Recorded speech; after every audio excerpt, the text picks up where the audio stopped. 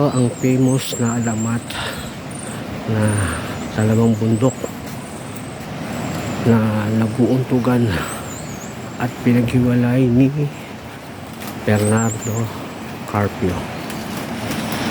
Dito yan sa Wawa Dam. Yan. Kaso nga lang guys, ito lang wala na yung operation. Hindi na magandang condition ng tubig at hindi na rin safe maligo. So kaya yung mga cottage, as you can see, walang mga tiwangan. So mag-ooperate ulit yan pag nag-summer.